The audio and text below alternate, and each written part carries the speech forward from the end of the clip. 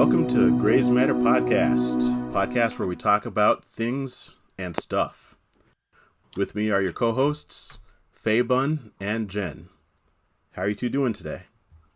Okay. Yeah, just okay. Just okay. The standard answer. Didn't get a lot of sleep last night, so I feel ya. Yeah, I'm having a sinus thing, and I'm not looking forward to working again tomorrow. But other than that, fine. I have a flare-up right now, and we can't afford to get more cannabis. Oh. Ugh. Yeah, things cost money, and nobody has any. It was that or eat. I've totally been there before, so I can definitely sympathize. It's like, do I eat? Do I feed the cat when that was an issue? Mm-hmm. Do I get meds? It's not a good time. That is a problem that we shouldn't really be dealing with anymore. I mean, we live in the 21st century. We don't really need to be in a position to choose between eating and getting medications, and yet here we are. Yeah, it's ridiculous. And, I know we've talked about this before, but there's other countries where they are not having to make these decisions. So, meanwhile, here we just seem to be getting worse and worse. Yes, that is a thing that is happening for sure. I had posted on Facebook the other day a thing about not having a dream job. It was from someone else's wall. And some people came in with, I've got my dream job. And, I'm like, cool. Some people are like, I hard disagree with this because this excludes people who found their dream jobs and are working it. Well, this is about being forced to work to live until we die. That's what this whole thing's about. Oh, yeah, completely. I don't want to have to work every day of my life and then my retirement plan being I'm going to die. I don't want that as my retirement plan. The basics should be provided, and the rest should be what you want to progress to. Yeah, a lot of the comments on that post were like, you totally missed the point here. But, for me, it's like, I am a writer. That's what I want to do, and I have to work so much in order to provide for myself that I never have time. I'm, too tired to ever do it, because it takes mental energy to write, to do that, it's complicated. Oh, it takes so much mental energy.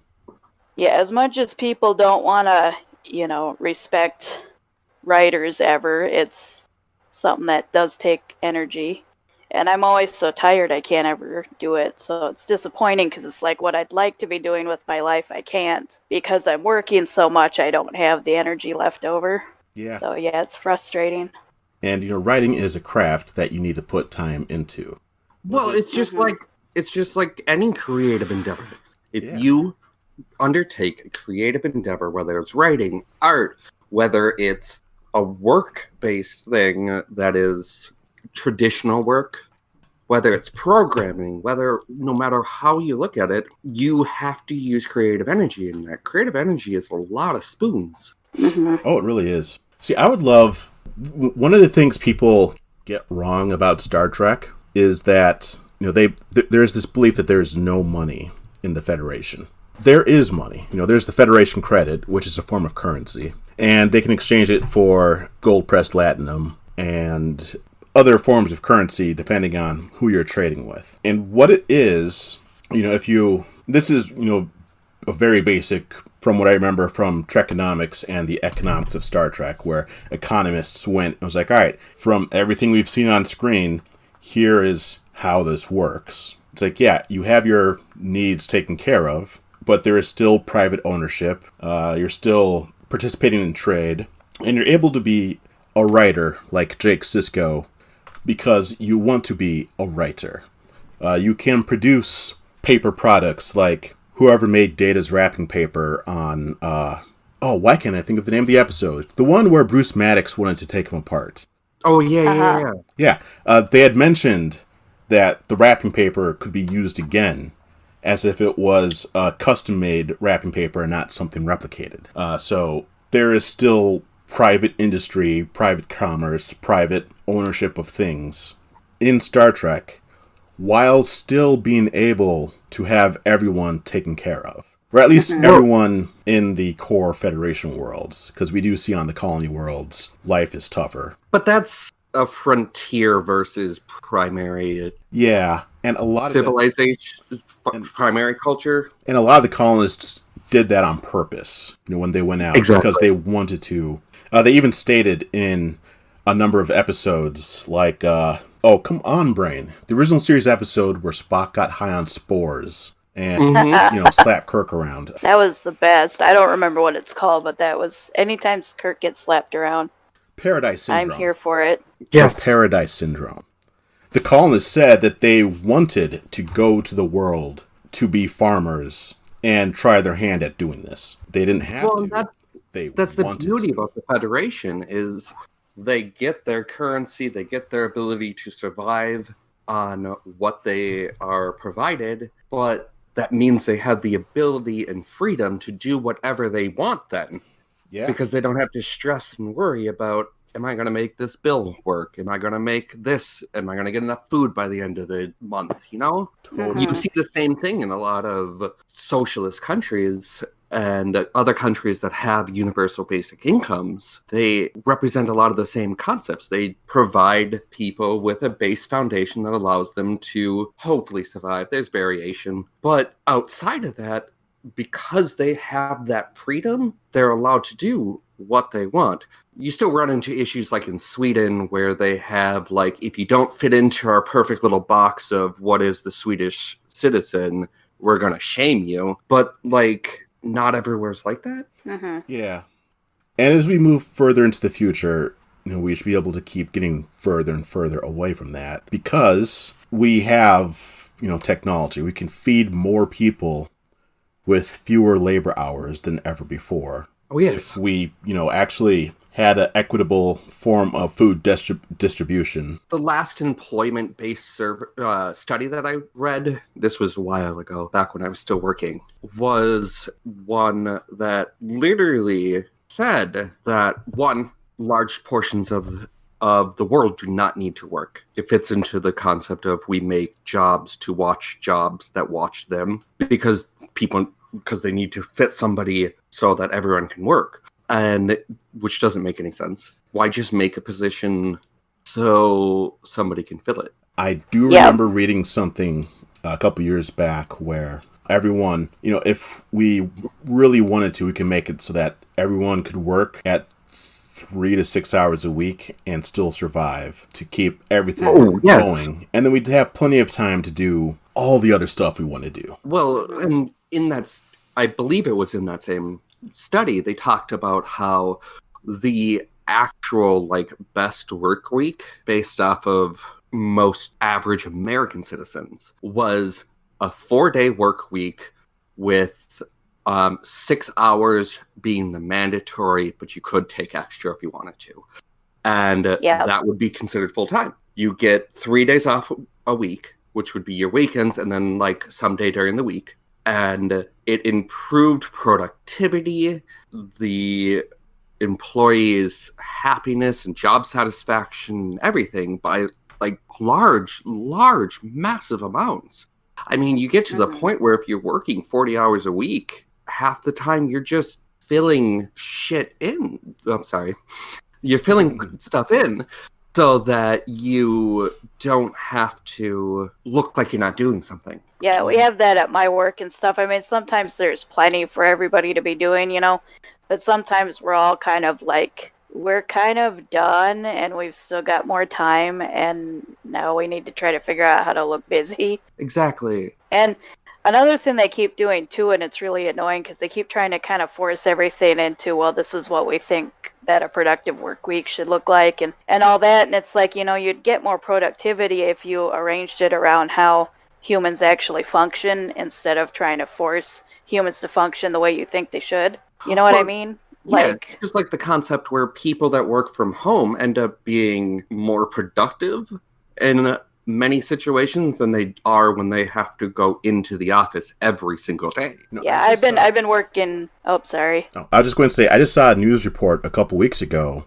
where companies with tracking softwares that are on the work-at-home machines made people less productive because people were getting more stressed out with the productivity trackers, and just having these things makes it worse. Yeah, you don't want to have something that sets your quota for you. That, and it's like, just, trust your workers. Like, if the work's getting done, why are you worried about what everybody's doing at every single second? Oh, yeah. Like the people or the places that have the apps that track all your keystrokes and stuff, it's half of the clinics that I worked at as a medical assistant, and beforehand, a number of the nursing homes I even worked at as a nursing assistant, we had numerous times where not only were we encouraged to surf the internet, but we were like, the director of nursing or the float nurse would randomly come to our floor and be like, all right, you're going to sit down and relax for like 10 minutes before you answer another light. Nice. Mm-hmm. Yeah. The nature of my job, it's all computer work, data entry stuff, but week to week, it doesn't look the same just because of the types of information that comes in.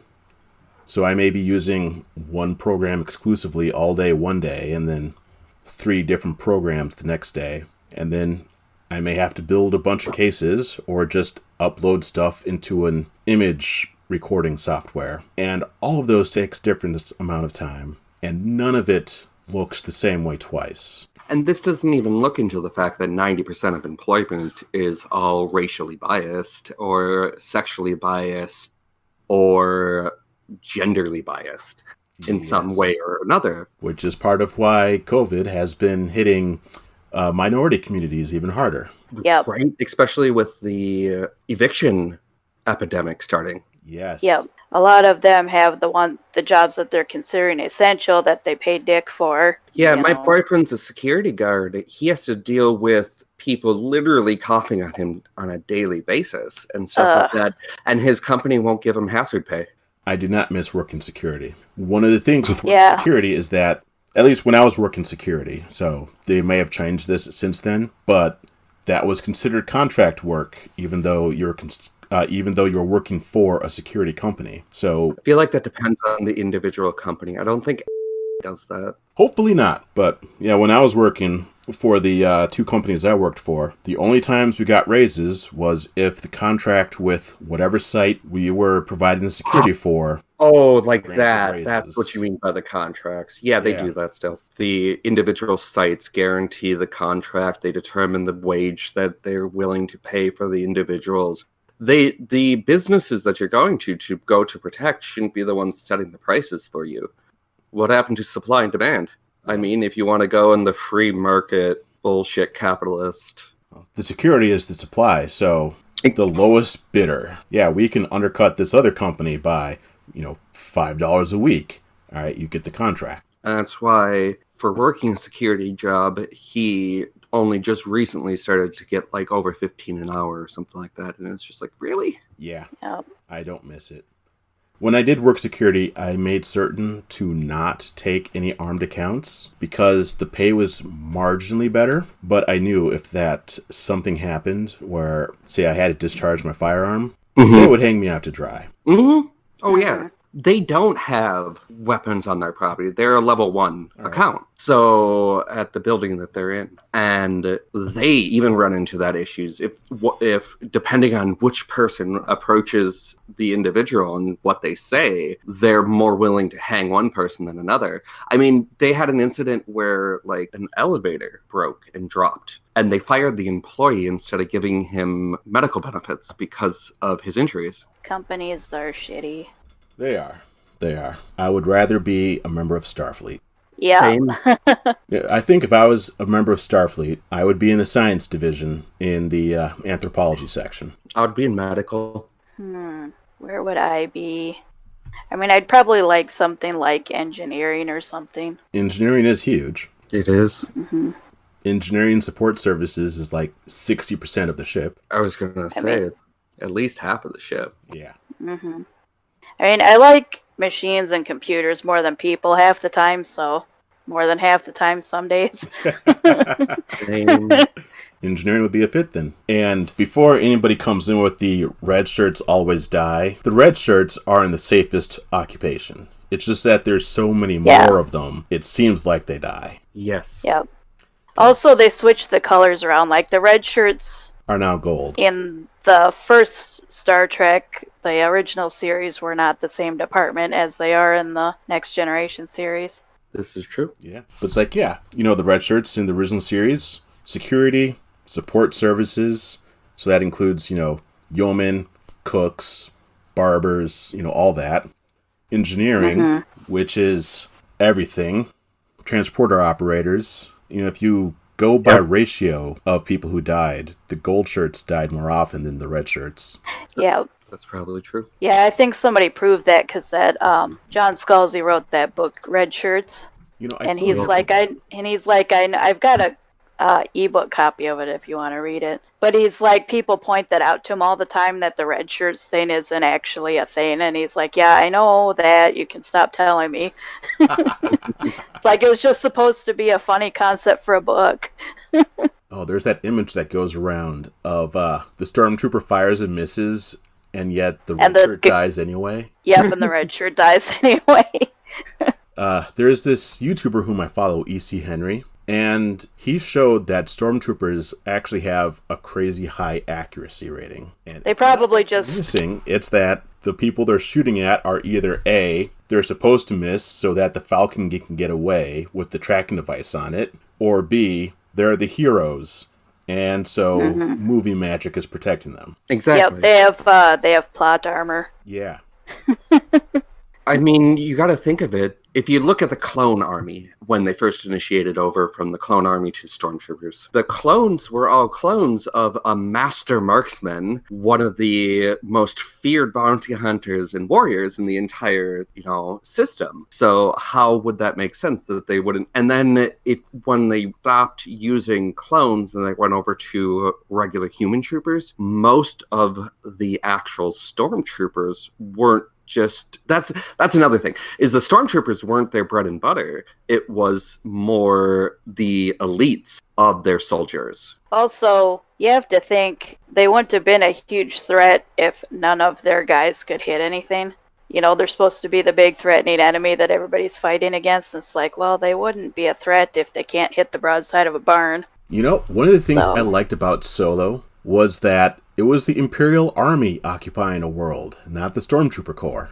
Yes. Because that's what the Imperial Army was for. And the Imperial Army is what you see from what the average soldier was the black uniformed people. Well, so was the Naval Infantry in the movies. Oh, that's true. But still, that's one of the reasons why the Empire did not do well. There was so much infighting. Because you had your Navy and your Army both wanting assets. And then the Stormtroopers who were like, well, we're our own thing. We should be the Marines, but we're not. And we're getting the best of the assets, even though we're the smallest. And we don't really need to be everywhere. And then you have the Chiss Ascendancy that, Grand Admiral Thrawn. Yeah. The Chiss Ascendancy is really unique how they ended up being a part of them, the Imperial Empire, because when they're doing their expansionist, they ran into each other. Thus, the Imperials got their asses kicked, and they're like, oh, I guess these aliens are okay. Yep, these are the only aliens we like. We're super racist, but these guys are cool. And they justify it by, it could potentially have been a human settlement at one point in time, and just the planet changed them. I always thought that was a dumb, Do they know how evolution works? Right. And how long that takes to... Well, it was something like 10,000 years or something like that they were on the... Was it? Yeah. Okay. Yeah. I haven't read all of those books yet. I used to, on Swatter, I used to roleplay a Chiss Imperial agent. Yeah. So I took a lot of reading into the history of the Chiss. Okay. Yeah, I've read the first couple of the Thrawn books, and I have played the Star Wars role-playing game, but neither one of my characters were. Just I had like some sort of turtle-looking thing, and then some sort of thing with horns. But not a Zabrak. No, I'll have to look it up later. Did they look like Twi'leks? No, nobody looked like a Twi'lek. One of them had like kind of ram horns, and they came from a desert planet. And then the other one looked kind of like a turtle with no shells, so I ended up naming it Michelangelo. and she was a girl, but she was still named Michelangelo because that's what I decided. Nothing wrong with that. Yeah. No. I mean, Hillary. My favorite race was Keldor. Your favorite race is what? The Keldor. They're the ones with the breathing respiratory mask, and they. Yes. Yeah. I had something like that. I missed what you just said because the cat knocked the earplugs out of my head. The Keldor were my favorite race. They have a special connection to the Force, and they're also an extreme justice faction within the Republic. And they're one of them and like the Mariluka. They're also one of my favorites. The blind ones. They both have their own Force tradition too. Nice. Leonidas, he is a cat. He is in the recording area with me, and he decided to go from, I am sitting in this chair ignoring you, to, I will now walk on the desk and then pull on the headphones that you're wearing so that you can't hear anything. And now he's ignoring me again. Sounds like cats. Yeah. Cats are wonderful creatures, but they're butts sometimes. Yes, they are butts. Yeah, my cat passed away back in February, and people keep trying to give me cats, and it's like, I am broke. I don't have money for this. Yeah, I've had like 6 people come to me recently to be like, hey, we found this bunny for you. And I'm like, yeah, but I can't take in another bunny right now because we can't afford it. And most of the ones you keep finding me haven't been spayed or neutered yet. And rabbits cost a lot to spay and neuter. I am not surprised. Yeah, my parents have these 2 kittens that my sister smuggled into the house again, which is how I got my last cat, actually. And they're like, oh, do you want this cat? And I'm like, or one cat. I'm like, I can't afford to do all the vet stuff for a kitten. You know, it's not going to happen. Yeah, no. And I said that after this last cat that I wasn't getting any more pets, and I meant it. My dad said that once. Yeah. They have a new cat. But it's just, you know, financially I'm not in a spot where I can properly do the vet care. So it's not fair to the animal. They need to make pet insurance more accessible. They do. And vet bills shouldn't be a fortune. I mean, everything is so expensive when it comes to pets or humans. When it comes to healthcare, and it's just ridiculous. It's like this is unaffordable for anyone making what's considered a normal, you know, income in the U.S., which is sometimes. Go on. Oh, sorry. It's okay. I was just gonna say it's sometimes barely. You know, a lot of people in the country are making barely a living wage, and you know, everything is super expensive. Yeah, most of the pet insurances I've seen are all you pay and then you get your money back. And I'm just like, well, that defeats the entire purpose. It's like, what if you don't have the money in the first place? Exactly. Because we charge so much for preventative care, that really overwhelms our emergency services. Well, yeah, that's the difference between an MD and a DO, though, and a nurse practitioner. Well, DOs and MDs don't have much of a difference anymore when they align those two, but their basic training is still holistic versus standard medicine. DOs are holistic training, so they look at the whole body, like nurse practitioners and nurses. And physician assistants certified. Yeah. At least in this state. Apparently, I looked it up the other day, how physician assistants are qualified, with air quotes around it, qualified to practice medicine changes from state to state. So in some states, it's like, yeah, you can't be someone's primary care provider, while in another state, you can be. Well, that's like Minnesota allows nurses to run their own clinics now, nurse practitioners to run their own clinics now. My primary care provider was physician assistant. She has since retired. But as an adult, she is tied for the best physician I've had as a primary care provider because she listens to me. Well, listened. I mean, she's retired now. She listened to me. She helped find stuff that works. I was actually able to get better under her supervision. You know, it wasn't just the problem you're not feeling well is you're fat, so go away. Yeah. Yeah, that her name is, I don't remember what the name is offhand, but the person that you referred me to is really good that way too. Yeah. Like, she's like, we're going to check and see what else could be the problem and then look at the weight last, instead of we're just going to start out with you're overweight, Yep. So, or you're a girl, you've got, female reproductive parts or, however you want to say it. And so we're just going to look at that all the time. Yeah. True. Because that's another thing doctors like to do. My sciatica and my migraines have both gotten better. I should say, by better, I mean less frequent for the migraines. Less intense. They're still as frequent for the migraines. Okay. But the sciatica is also less severe. Now, after I had a physician who took me seriously about these pains, and we looked into it, and was like, oh, hey, well, maybe it's this. Let's work on it. Right? It's amazing how they actually, when they listen to you, you start getting better. Yeah. Yep, it's super weird how that works. Which isn't to say that they don't listen to their patients. It's that when they're confronted with people that have, chronic conditions, like chronic pain or chronic fatigue, chronic migraines, things like this, they go into it can only be these three things because that's my specialty. You know what scares me about migraines? They have the same symptoms as brain aneurysms. Without going into details, a friend of mine had an aneurysm, and at first I was like, oh, you're describing the signs of a migraine. I've never had a migraine before. I see. Let's take you to the hospital just in case. Right. And it was an aneurysm. I'm like, oh, hey, I have these symptoms all the time. Any day my brain could just go kaboom, and I wouldn't know the difference. Well, that's the joy of aneurysms in general, though. Yeah. There is a show that I watched while I was on called, what was it called? Strange and Unusual Deaths, I believe the name of it was. And there was one fellow who died from an aneurysm, except he wasn't aware that he had it. What happened was, he was on blood thinners, I think, because of a surgery that he had, and he sneezed. So, aneurysm. Yeah. Because aneurysms can be started by anything. Mm-hmm. Well, my grandpa, on my dad's side, he went through this long period where he wouldn't go in to get checked for this pain in his chest that he kept having. He was just like, it's just heartburn. It's just heartburn. Just heartburn. Then finally, after a week or two, he finally goes in. Whether in the middle of getting his tests done and everything like that, his main aortic artery just burst. Oof. Yep. So that's how my grandpa died.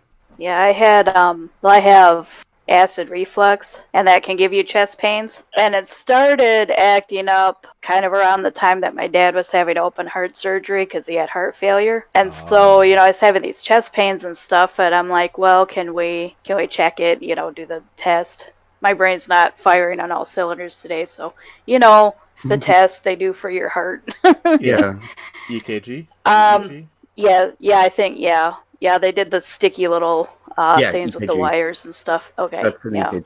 So I went to the doctor for a few things, and that was one of them. And he's like, well, you're too young to have heart problems. I'm like, well, can we just do the test, Right. And he kept arguing with me. And heart problems. Yeah, well, he kept arguing with me, and it's like, yeah, I'm overweight, and I've got some risk factors, and my dad is literally getting open heart surgery, so it's like, can we just check? And I had to literally strong-arm the guy into doing the test, pretty much, because he kept arguing that I was too young, and it did come out fine, and it was, acid reflux, but it's like, can we look? Well, because I'm having these chest pains, and it's worrying me, and can we check it? And he didn't want to do it. I had a partner a while ago, and they also have chronic pain. We went into the ER once, and they were being asked a bunch of questions, and finally the person goes, it's not fibro. It's all in your head. You're too young to be using a wheelchair. All right, no one is too young to be using a wheelchair. Yep. Or else there would be a market for children's wheelchairs. Exactly. Yeah. Also, they talk about you're too young for this or that or the other thing, and it's like there's literally a person at every age that's had every condition, probably. I was going to say the youngest heart attack was a 5-year-old or something like that. Yeah, right, yeah. So it's like it may be more common in someone older, but that doesn't mean that someone younger can't have it. Exactly. You know, and I hate that attitude of, and then too, like, you know, oh, you're young, you can stand, you're young, you can do this, you're young, you can do that. It's like, I've got joint problems. I can't do all that. Well, I'm not that young anymore now, but, you know, Yeah. was always this thing like, oh, you're young, you can just sit on the floor and let the older people. It's like, I can't get up if I sit on the floor. My parents used to always say that to me, and then they would always wonder why I had a bum knee.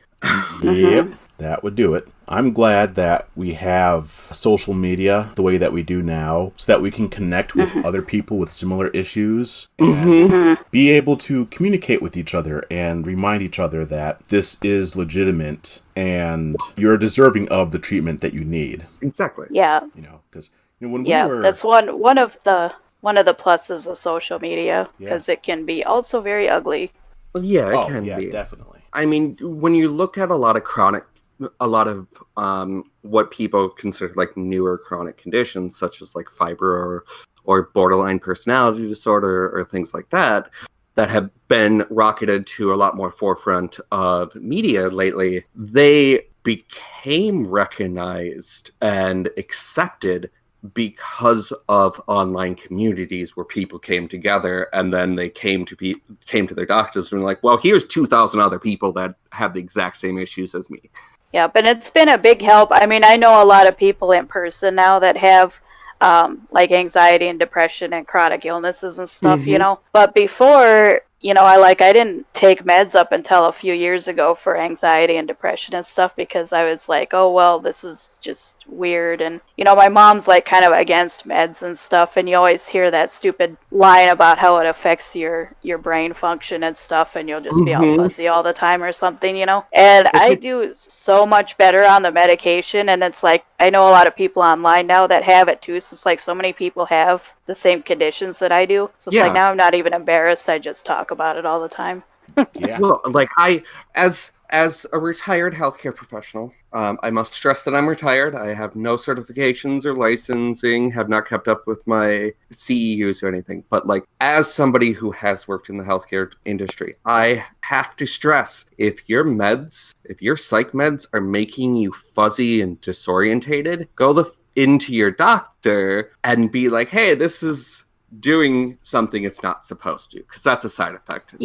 Yep, and I've told people that too. We had to adjust my meds for my anxiety and my depression and my blood pressure quite a few times before we got it right. So I've told people that before, and it's like, I'm not a medical professional. I never have been at any point, but I'm like, don't give up after the first attempt, because you might just need to work with your doctor and make adjustments until it works for you. Well, there's also the issue with some meds, especially the older meds, have a habit of reaching their, I can't remember what we called it, but they stop being effective. You built up a tolerance to it, so it didn't work the same way in your system anymore. So you either had to up the meds or get a new med. I myself have gone through almost every antidepressant that they have on the market, and then some. Also, I've only been on pharmacist. Because pharmacists know pharmaceuticals sometimes better than MDs do. Yep. They're pharmacists. You should always, like, if you get a new med, talk to your pharmacist about the med. Never be afraid to be like, what sort of supplements can I add to these meds to help them work better and have me have less side effects? Your pharmacist will know that a hell of a lot better than your doctor, because that's what the pharmacist does. That's their entire training. When I took my first like pharmacology class, I'm like, you mean pharmacists have to go their entire like 4 years or whatever it is learning this stuff? Man, this is intense. I used to have to see, after I got on so many meds at once, my primary care provider told me to see the staff pharmacologist, someone who has a doctorate in pharmacology. Yes. Because we wanted to make certain that all the meds were working and the interactions were all good. It's like, all right, yeah, great. You have someone on staff who is a D farm or Farm D, depending on, wherever. And if you look into alternatives such as cannabis-based medicines or other drugs that have been known to help individuals, don't be afraid to go to your doctor or pharmacist and be like, hey, I am on pot. How does this affect my meds? Yeah. Is it good to continue taking all these meds? I had to come off of 3 of my meds when I started cannabis because they wouldn't interact right. Probably should put at the beginning of the episode, #not medical advice. Yeah, what was the last one? #don't sue us. Yeah, #not legal advice. Please don't sue. Please don't sue us. We're just bullshitting. Oh, have you guys seen that political test? I watched Hassan on YouTube the other day. He was watching Ben Shapiro take it and just ripping the guy apart. I took it, and I am as left and liberal as you can get, apparently. It depends on which test you're referring to. I have seen many over the years. The political compass test. I have taken that, yes. I have become more and more left the older I get. Same. That's the one that has here. libertarian on it in the European sense and not the American sense, right? Correct, yes. Yes. I'm sending to our group. Oops, that wasn't scheduling. That wasn't where I meant to send it. I'm sending into group chat what my map looked like, my compass looked like. It's social libertarianism is what it is. I have definitely taken that. Yep. The last time I took it, I was a little higher. How do I put this? A little lower on libertarian, so closer to authoritarian by like 2 notches. That's fair. So it was still solidly in the, left libertarian. Well, I'm that like crazy socialist. Nobody has the right to own land. Nobody has the right to this and this. Like, the government only has the right to step in when there is an extreme threat to somebody, and placing guidelines to keep those threats from building up. They don't have the right to govern the day-to-day lives of their individual people like the U.S. government seems to like to do. The last time I took this, I was talking to a friend of mine because we were confused by our results. Because they and I both thought that our results should have been flipped. All because we live in the United States and libertarian is something else here. And, I was tired because I wasn't sleeping well anymore at that point.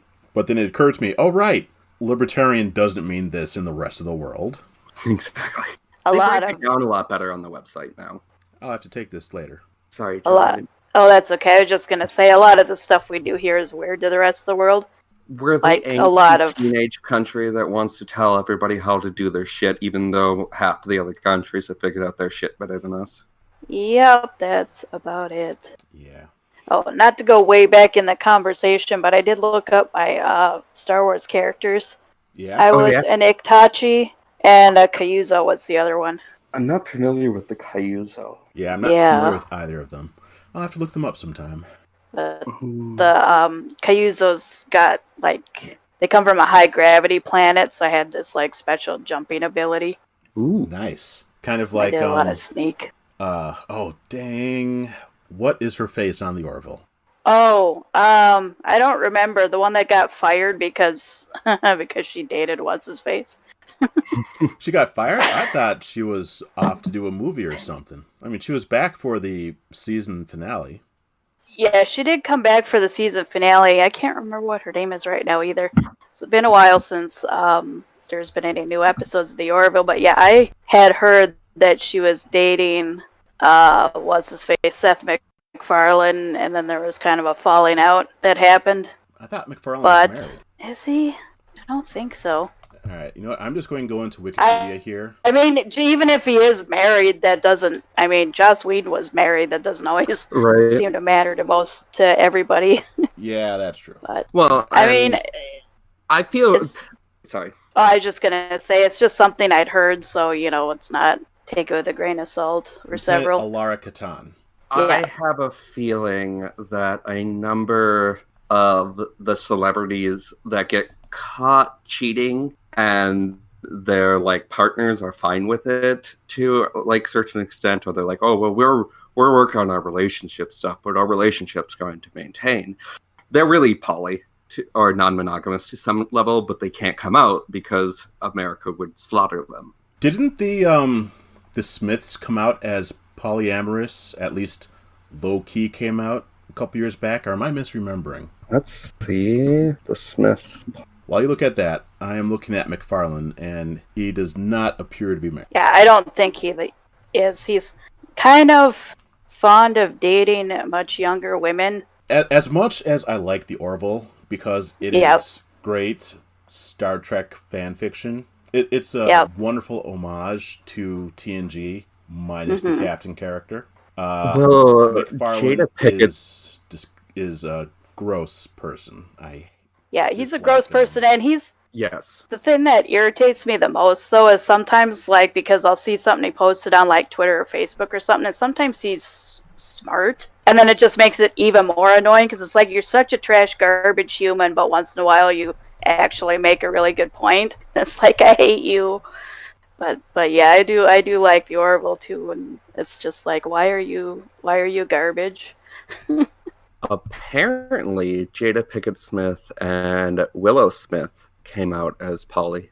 Okay. Yeah, I think I did see that. Back in June of 2019, it looks like. I'm not surprised by this, to be honest.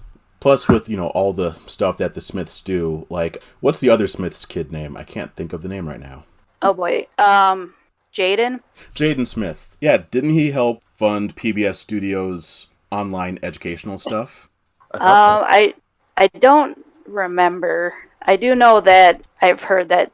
I mean, I don't keep track of celebrities that often. I know that I've heard that he likes to wear skirts and dresses. Yes, they have a very that's where I'm going with that approach and attitude towards clothing and their presentation and stuff like that. Yep, so. That's where I was going with that. Yep, which I think is a good thing, in my personal opinion. But you know how.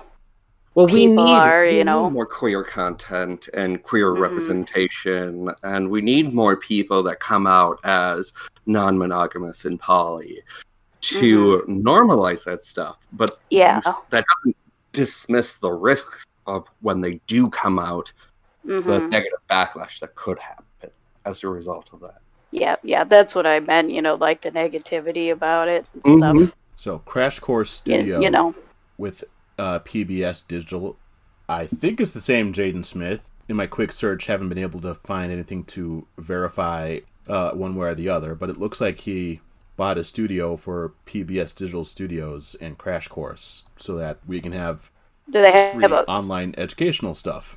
That's cool. Do they have a picture? Because he looks just like his parents. I see a picture of him on Wikipedia. I don't know of any other celebrity with that name. Yeah, I don't either. And then, of course, it might turn out to be a different Jaden Smith entirely, like how back when the stimulus checks were being sent out, Tupac Shakur got his denied because no one bothered to check to see if there was another person named Tupac Shakur. You'd think it would be kind of obvious that probably it wasn't that one. Because how would he have filed taxes last year? Well, as I recall, that governor was like, yeah, Tupac, who was dead, tried to get this stimulus check, and so it was obviously a fake. And then someone was like, no, my name is also Tupac. Yeah, and then the next day he comes out with another video saying, I have to apologize because I found out that there is a person in our state called named Tupac. Yeah. So I cannot and will not say for sure it's that Jaden Smith, because I can't find anything to confirm or deny it. But hopefully it is that Jaden Smith, because that's the picture I have in my head already, and I want to be right. I don't want to take up time updating more information in my brain while learning other new things, because there's so many new things to learn, and sometimes updating data is difficult to do. Like, the other day I called XL Energy, I called Centerpoint Energy Mini Gasco. I was like, oh, right. That's not the brand name anymore. Oh, yeah. Yeah, quite a number of our local energy companies have changed their names recently. I think this was 20 years ago for Centerpoint. Yes, that sounds right. Yeah. I forget what year it is. Yeah, I get that. I wish I could forget what year it is. Sometimes I worry about this year ending because then 2021. Right? Yeah. The pandemic's not going to be done by 2021. Oh, no, definitely not. Definitely not. No. Not here, for sure, because people here are stupid. Our nation is responsible for re-affecting at least one or two other nations. That's why we're not allowed to go anywhere anymore. Eugene Lee Yang of the Try Guys was recently in Korea. I mean, I don't know how recently because I don't know what their release schedule is. But on their first podcast episode where he was back from Korea, he talked about how different things were there in containing this disease and people wearing masks and being serious about not letting it spread. And I was like, I wish South Korea could just help us not be stupid where it comes to pandemic response. Yeah, except for we're still over here with people not wanting to shop at Asian grocery stores. Yeah. Because the pandemic started in China or whatever their reason is, Well, so not even 100% guarantee that the pandemic, there's a lot of evidence to support that it started other places.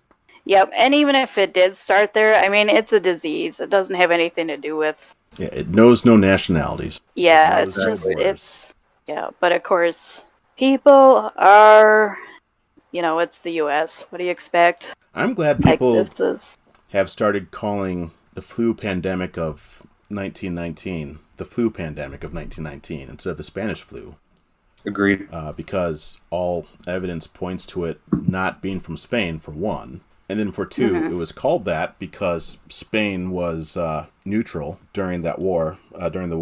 And so they were able to freely report on it. So since it was the Spanish newspapers reporting on it, people were like, oh, this flu must be from Spain. Yep. Even though it wasn't. Yeah, people are smart like that. Yeah. They did it that way. The other papers of other nations weren't reporting on it because they didn't want to hurt morale. And, I mean, we were in a world war, so... Right. Yeah, I know, but I mean, you can be in more than one fight at once, and people need to have information.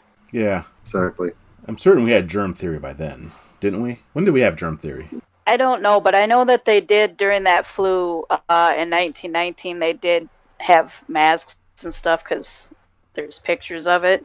Like people were wearing masks and things. We had germ theory back then. We had germ theory since around the time, not too long after microscopes. Yeah. 1890s. Thank you.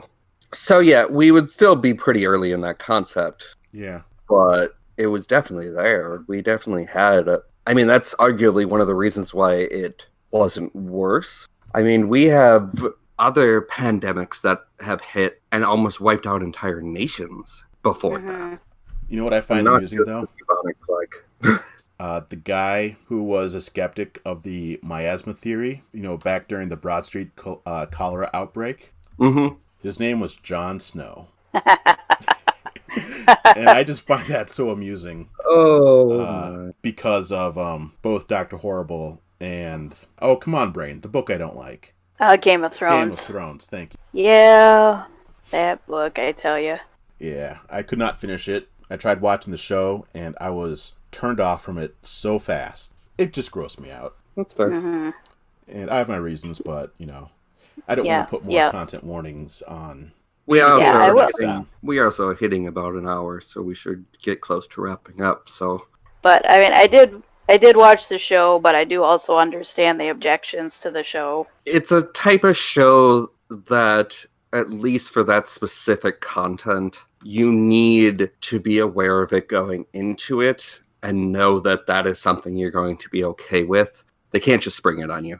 Well, I mean, it's like the 13 Reasons Why when they first started releasing that, and they're like, what do you mean we should put a warning at the beginning of this? It has 4 seasons now. Oh, I didn't even know they got past season 2. I didn't either.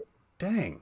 Yeah, that was that podcast that we listened to. One of them talked about it and was describing it, and I'm like, how did anybody think that this is a good plan to make a show like this? Don't get me wrong. I liked the first season, but I did not see a reason or a effective way that they could continue the idea and message that they originally were trying to portray by continuing with this show. Like, it never should have gone past season 1. Well then, Any last thoughts? Black Forest gummy bears are amazing. If they want to sponsor me. Wear masks. Take the pandemic seriously. Oh yeah, when my we were boyfriend just got tested because of his work. I have a friend that works at a nursing home. I have an aunt that's actually died from it. Oh, I'm sorry to hear that. Yeah, I'm sorry to hear that too. And then I've seen some people bring up like the Black Plague or whatever, and it's like, yeah, you know how the Black Plague was eradicated? It killed all the people that got infected. Right. And then it wasn't spreading anymore. It's like, that's not how we want to go about it. Rat lickers. Exactly. The rat lickers. So many rat lickers. Oh my god. Yeah. It's like everybody's like, why don't you want to go out in public? It's like, because people are stupid. It's like they're either not wearing the masks or they're not covering their whole face the way they're supposed to. Or they're just pervy. Huh? Or they're just pervy. Mm-hmm.